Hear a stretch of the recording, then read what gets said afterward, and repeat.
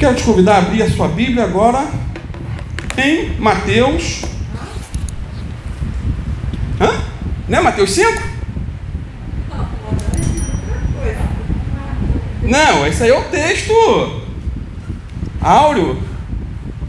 E o texto áureo nem sempre é aquele que a gente vai ler. É um versículo que tem tudo a ver dentro do contexto geral. Mateus 5, versículo 21. O tema é: tudo começa no coração. A última foi: o problema é o coração, né? Acho que foi a última. E agora é: tudo começa no coração. Nós vamos ver daqui para frente que o assassinato começa no coração, o adultério começa no coração e assim por diante. Mateus 5, 21, vamos ficar de pé e vamos estar lendo esse texto abençoado, direto das palavras do nosso Senhor e Salvador.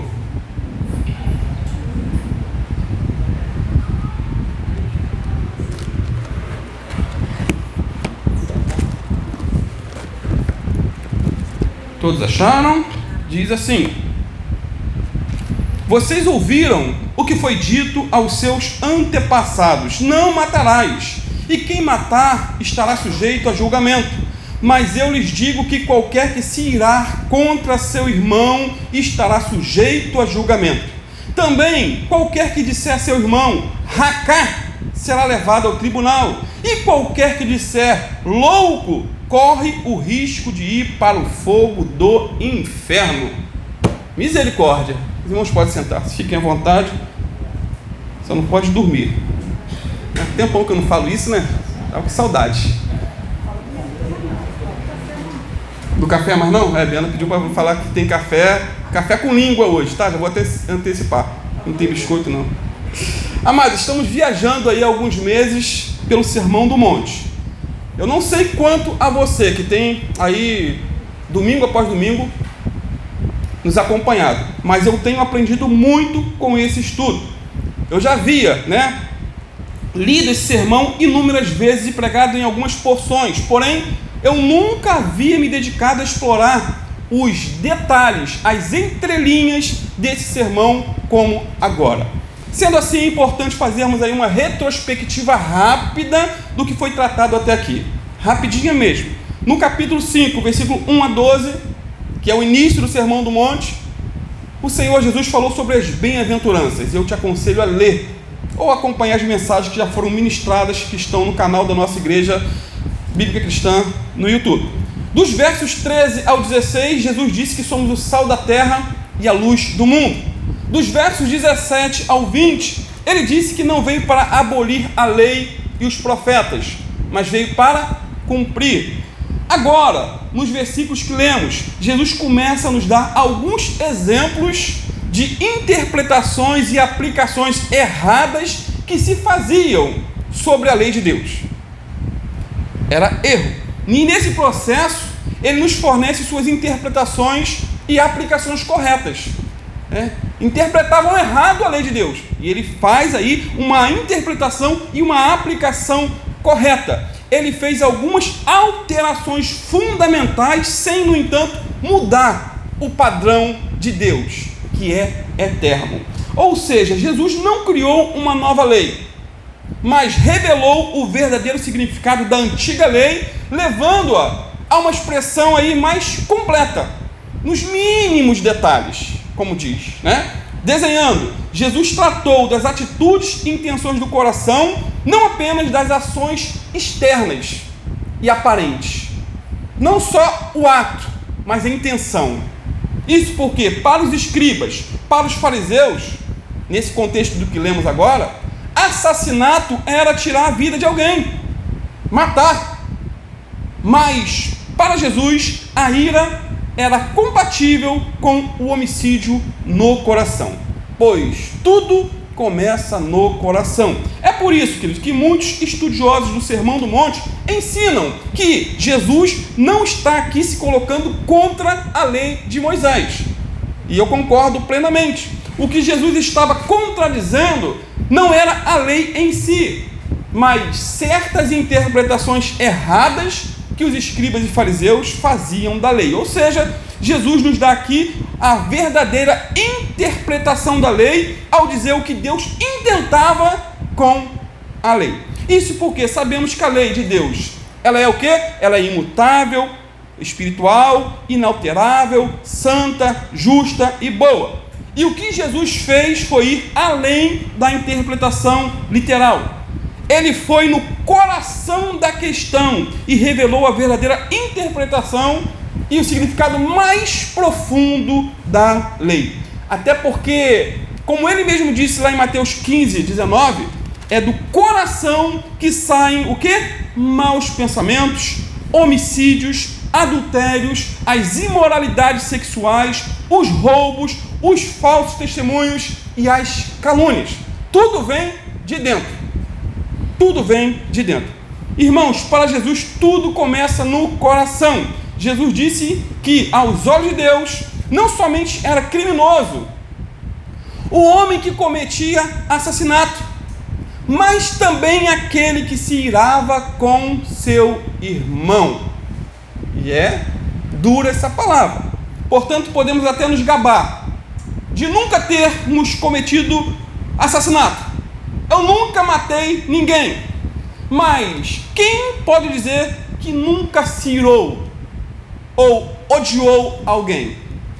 Já falei aqui, né, de um amigo, minha irmã lembra, quando ele comprou uma Brasília amarela, a minha vontade de inveja misturada com ódio é que ele batesse com aquela Brasília no poste. Ney. Loucura, né? Então, já cometi assassinato no coração, desejo.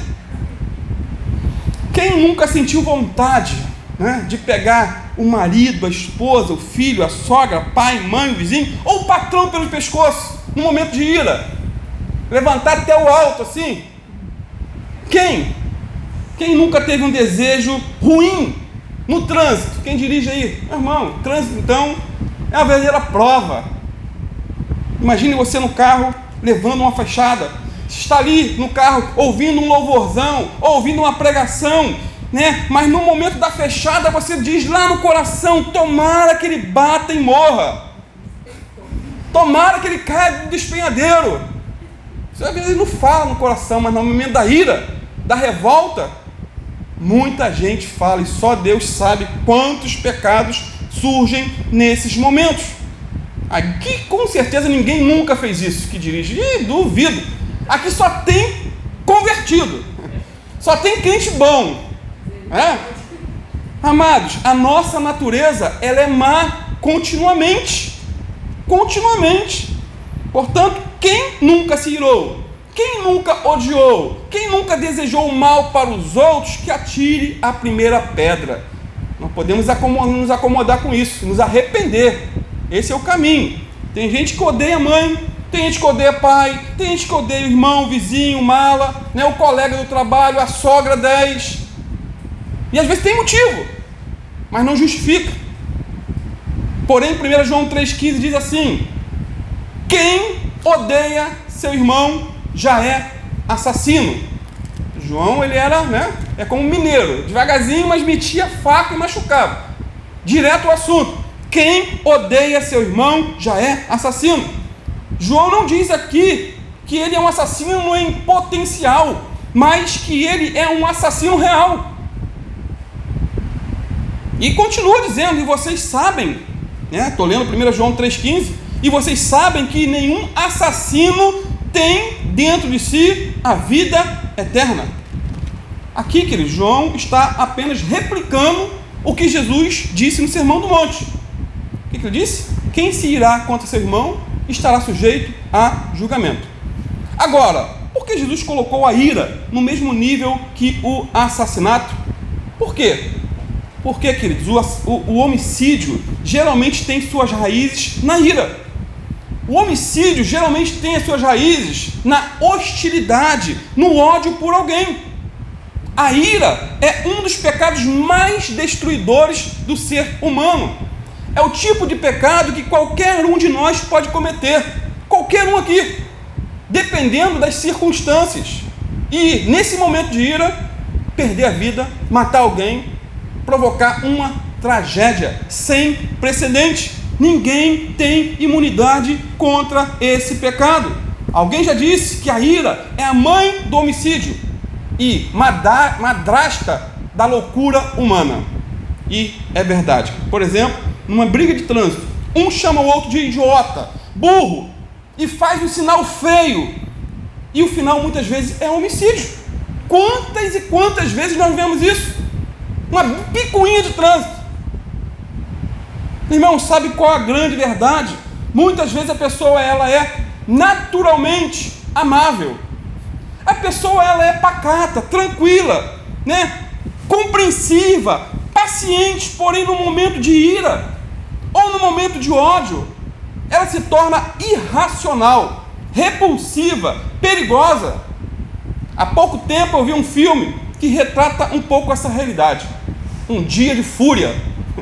Um dia de fúria.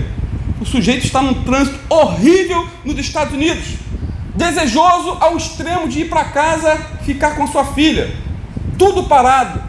Um ônibus do lado, as crianças gritando, brincando, fazendo algazarra, um ônibus de escola. Atrás um doido com som funk alto, uma barulheira. Dentro do carro, um carro antigo, cheio de mosquito mordendo ele. Ele surta. Ele larga o carro, vai para uma lanchonete, pede um lanche, ninguém atende, ele quebra tudo, vai para uma loja de sapato, é mal atendido, mata o dono e começa uma atrocidade. Surtou e o cara era calmo, tranquilo.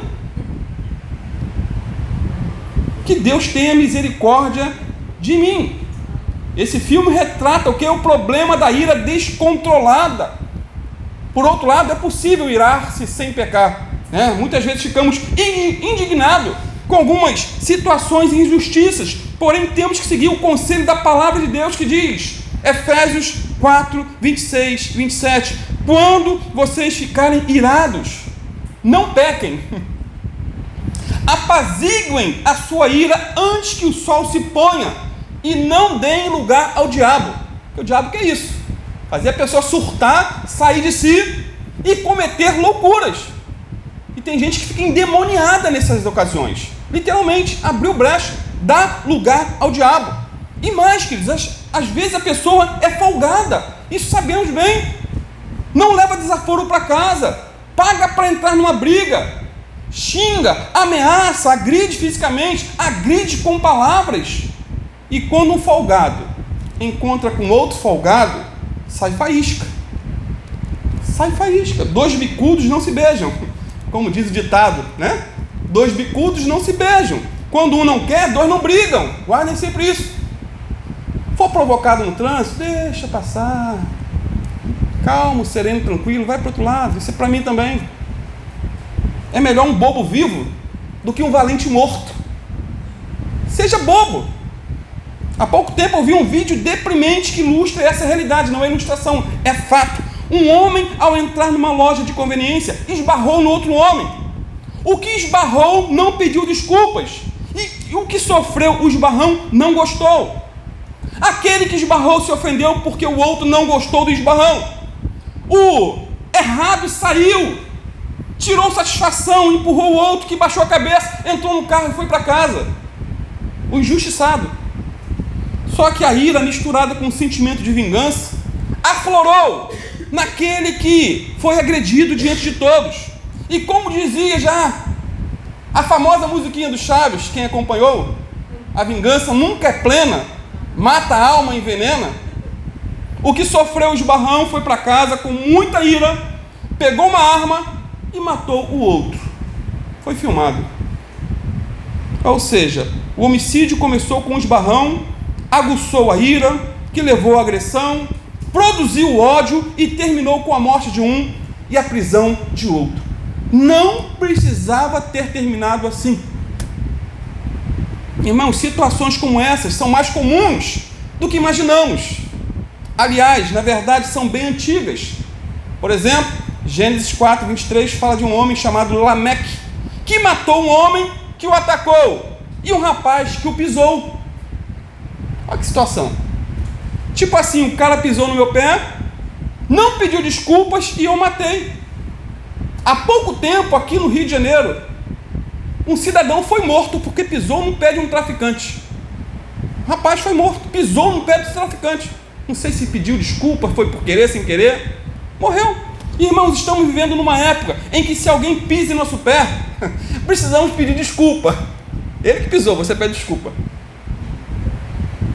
Se alguém te dá uma fechada no trânsito, você diz: foi mal, companheiro, desculpa aí. O errado foi eu. Essa é a época que estamos vivendo. Se alguém esbarra em você na rua, você pede desculpa. Provérbios 16:32 diz que é melhor o longânimo do que o valente, e o que governa seu espírito do que o que toma uma cidade. Quanta sabedoria no livro de Provérbios para o nosso dia a dia. Quer um conselho então, querido, pastoral? Quando irritarem você, calma. Não perca a calma. Lembram de Caim, o assassino de Abel? Tudo começou com rejeição, ira e ódio. Ou seja, tudo começou no coração, queridos, lá dentro. A oferta de Caim foi rejeitada por Deus e ele ficou furioso com isso. Gênesis 4, 5 e 6. Mas não aceitou Caim e sua oferta. Por isso Caim se enfureceu e seu rosto se transtornou. Meu irmão, ira, sangue nos olhos, irado, se enfureceu, rosto transfigurado. E o Senhor disse a Caim: por que você está furioso? Por que se transtornou o seu rosto? E Caim disse, versículo 8: disse, porém, Caim a seu irmão Abel: vamos para o campo. Quando estavam lá, Caim atacou seu irmão Abel e o matou. Então, o assassinato é o último ato de ódio e demonstra a ausência de amor na forma mais externa. Isso porque primeiro Caim matou seu irmão no coração, para depois matá-lo fisicamente. Tudo começou no coração. Irmãos, o ódio é como um ovo. Pense num ovo, que quando guardado em temperatura adequada, no devido tempo, nasce pintinhos. Isso é fato. Se guardarmos o ovo do ódio no coração, a temperatura vai aumentar e vai produzir homicídio. O assassinato é um pecado que geralmente começa no coração, mas que é alimentado pela ira, seguida pelo ódio. Tiago 1,19 diz assim: meus amados irmãos, tenham em mente isso, sejam todos prontos para ouvir, tardios para falar e tardios para se irar. Tardios, sabe o que é o significado da palavra tardio no grego? Lerdo, devagar, quase parando. Tardio é tipo aquela pessoa que você conta piada hoje e só vai entender daqui uma semana. Eu sou assim de vez em quando. Voltando então a Caim, repare que por ser rejeitado por Deus, ele matou o quê? O servo de Deus. Sendo assim, a inveja de Caim estava por trás do seu ódio, e o ódio foi o precursor do homicídio. Podemos dizer então que a luz de Abel cegou Caim. A vida e o caráter de Abel foram como espinhos entrando no coração de Caim. As virtudes de Abel azedaram a alma de Caim. A inveja levou Caim a odiar e a matar seu irmão, aquele que ele deveria ter protegido, amado e imitado, mas ele preferiu a morte. Amados, infelizmente, muitas das nossas virtudes, muitos dos nossos dons, dados por Deus, têm azedado o coração de muitos descendentes de Caim, que estão dentro da igreja. Muita gente tem descaído o semblante, só porque Deus tem se agradado da nossa vida. A gente não fica contente. Muitos, se pudessem, faria conosco o que Caim fez com Abel. Matavam, vivo, esfolavam. Irmãos, em nome de Jesus, nunca alimente esses desejos malignos em seu coração. Não permita que a ira e a inveja estrague você. Não permita que a qualidade do outro revele o que há de pior em você. Quando um sentimento de inveja começar a bater na porta do seu coração, repreenda e expulse em nome de Jesus, como se você estivesse se deparando com um demônio. Quando o ódio, a vingança e o ressentimento aflorar em seu coração, clame a Deus, peça ao Senhor para arrancar isso, antes que seja tarde demais. Procure imitar aqueles que Deus tem agraciado com dons e talentos, e não destruí-los, às vezes com palavras. Procure ser imitador daqueles que oram bastante. Procure ser imitador daqueles que estudam bastante a Bíblia, daqueles que se esforçam para fazer o melhor para Deus. Imitar. Como os irmãos que têm feito trabalho excelente na casa de repouso, e nós que temos nos dedicado à base missionária. São trabalhos extra-igreja que não trazem resultados numéricos para nós. Ninguém vai congregar aqui, mas é obrigação nossa ir e pregar a palavra, fazer a obra de Deus, e você pode se juntar a esse povo, para a glória de Deus. Seja então um imitador de Abel, que agradou a Deus, e não de Caim, que matou seu irmão por ódio, ira. Repito então o que Jesus disse, Mateus 5:22, mas eu lhes digo que qualquer que se irá contra seu irmão estará sujeito a julgamento. Na verdade, que Jesus aqui está puxando o tapete de todo mundo, todos, o meu e o seu.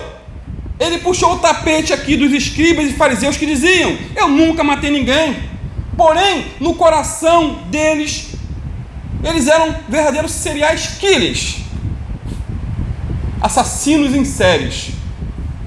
Por exemplo, eles já haviam matado Jesus no coração, antes de levá-lo à cruz. Eles mataram Estevão no coração, antes de o matarem a pedradas. Depois que Estevão botou aí o dedo na ferida deles, lá em Atos 7, versículo 54, diz assim: os líderes judeus se enfureceram com a acusação de Estevão e rangiam os dentes contra ele. Irmãos, esses líderes ficaram com sangue nos olhos. Por quê? Porque Estevão falou verdades na cara deles.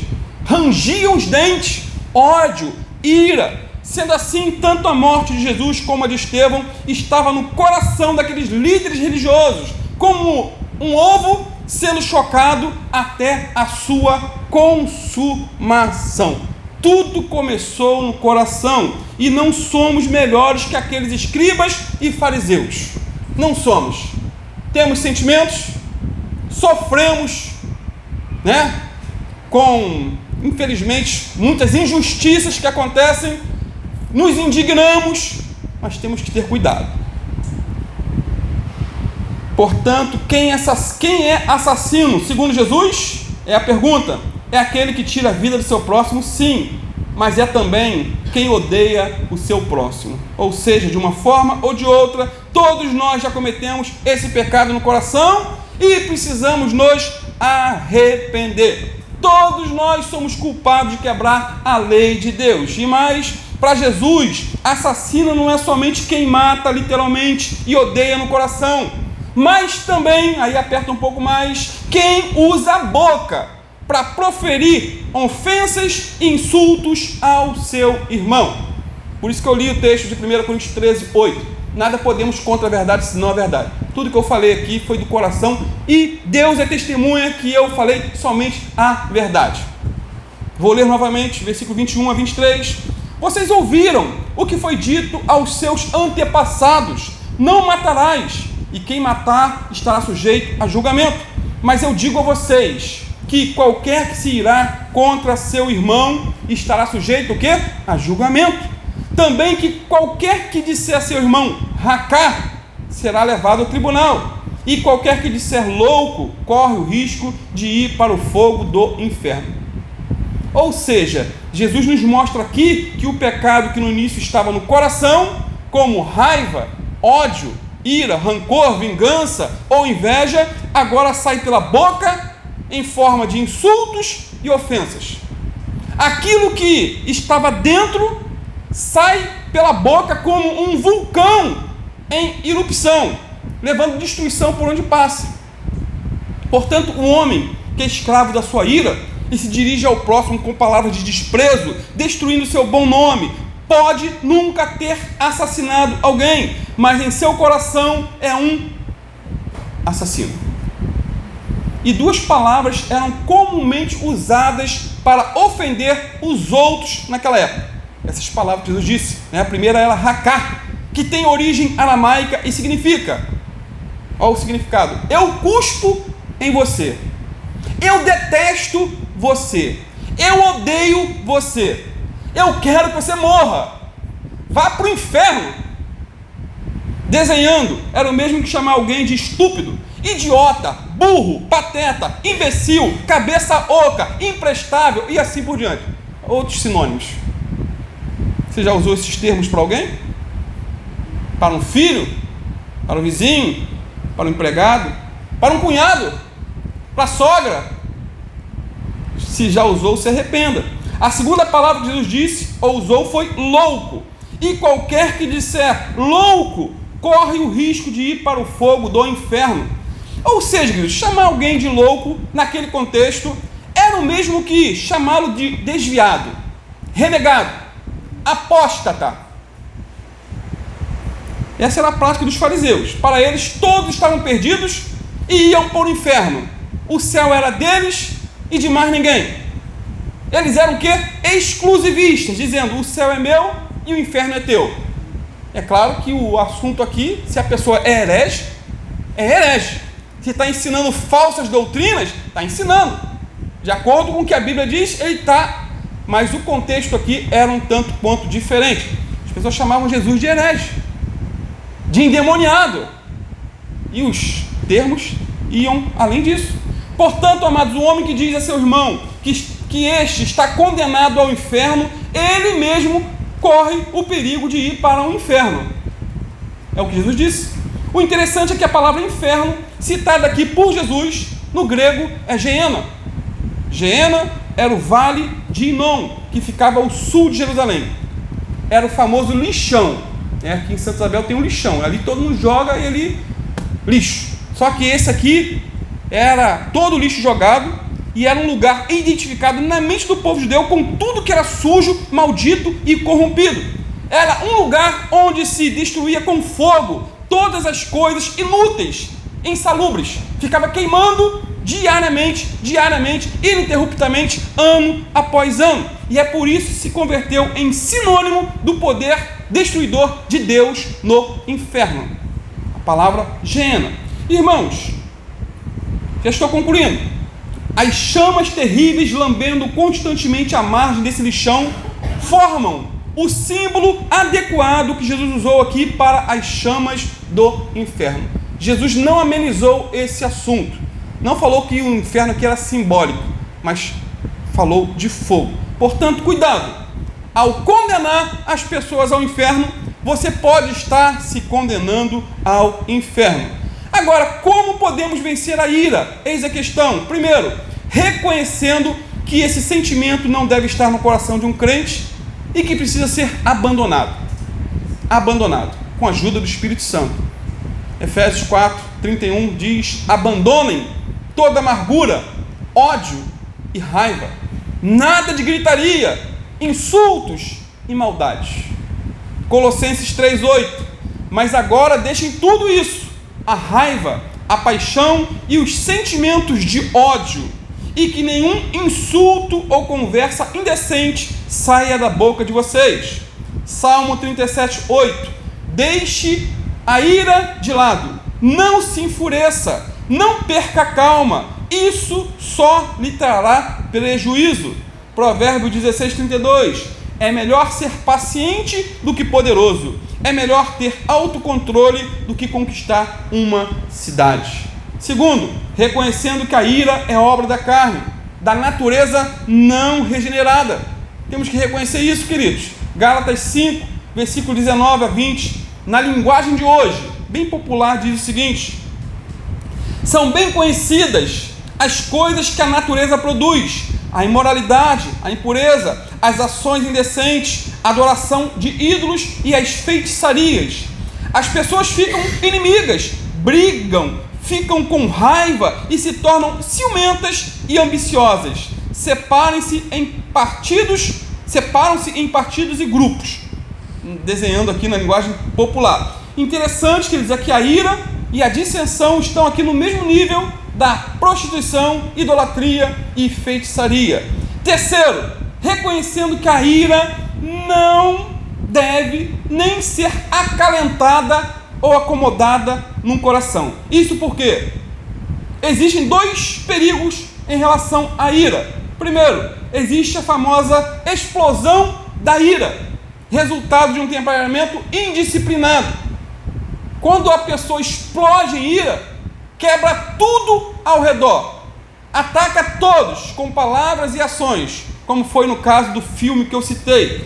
Segundo, tem a implosão da ira, ou seja, aquele tipo de temperamento encadernado. É quando a pessoa guarda a ira, leva para dentro de si e ela implode por dentro. Por fora, ela está calma, serena e tranquila, mas essa fera enjaulada destrói tudo por dentro. Destrói saúde, a paz e a comunicação com Deus e também com seu próximo. Efésios 4:26 nos deixa a seguinte recomendação: se você ficar com raiva, não deixe que isso o faça pecar, e não fique com raiva o dia todo. Só um pouquinho. Tenha um limite. Jesus se irou contra os fariseus, mas não pecou. Que Deus tenha misericórdia de cada um de nós e nos ajude a sermos mansos, serenos e tranquilos para a glória dele. Portanto, quando o sangue ferver, quando a cabeça esquentar, siga o conselho da advogada extraordinária. Calma, calma e calma. Amém? Deus abençoe os irmãos. Glória a Deus.